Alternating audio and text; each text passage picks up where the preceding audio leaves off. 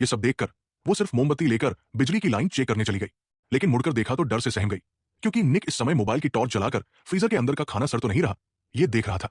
इस नजारे ने लीसा को हिलाकर रख दिया। उसे पता था कि उसकी दो बड़ी बहनों ने दादी की लाश फ्रीजर में छुपा रखी थी।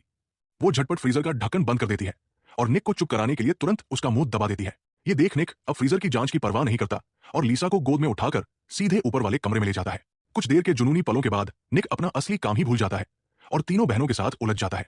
सोचा था कि अब सारी मुश्किलें टल गई और सब पेंशन उड़ाने की प्लानिंग करने लगे, लेकिन मुसीबत अभी बाकी थी, क्योंकि अगले ही पल निक ने लीसा को एक मैसेज भेजा कि वो कल उसकी दादी से मिलने उनके घर नहीं जा सका, लेकिन कुछ दिनों बाद जरूर आएगा।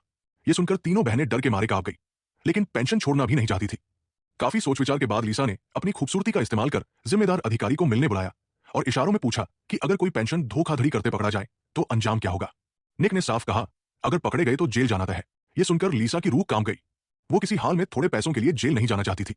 घबराकर वो घर लौटी और बहनों संग मिलकर दादी की लाश फ्रीजर से बाहर निकाली। उन्होंने पूरे शरीर को सफेद कपड़े में लपेटा और व्हीलचेयर पर डालकर वैन में रख दिया। इरादा था कि शव को सीधे श्मशान ले जाकर जला दें, लेकिन जैसे ही वे घर से निकले एक कार ने रास्ता रोक लिया। कार से एक बूढ़ा आदमी उतरा और बोला कि वो उनकी दादी का पहला प्यार है। कभी घरवालों के विरोध के कारण वे दोनों शादी नहीं कर पाए थे। अब उसकी पत्नी का हाल ही में देहांत हो गया था, तो वो चाहता था कि लीसा की दादी से फिर से मिलकर पुराने रिश्ते को जिंदा करे। ये सुनकर लीसा स्तब्ध रह गई। दादी तो अब ठंडी लाश बन चुकी थी, वे कैसे मिलेंगी।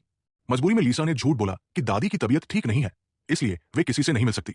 लेकिन ये सुन बूढ़ा तैश में आ गया। उसने कहा, मैं खुद बूढ़ा हो चुका हूं, अब और कितने साल इंतजार करूं, मैं तो अभी मिलना चाहता हूं। उसने धमकी दी कि अगर कल तक भी उसे दादी से मिलने नहीं दिया गया तो वो तुरंत पुलिस को बुलाएगा और कहेगा कि दादी को घर में कैद कर रखा गया है। यह सुनकर लीसा मजबूर हो गई और उसे हाँ करनी पड़ी। बूढ़े को बेवकूफ बनाने के लिए बहनों ने उसी रात लीसा को दादी की शक्ल सूरत में सजा दिया। अगली सुबह बूढ़ा बेसब्री से उनके घर आ पहुंचा।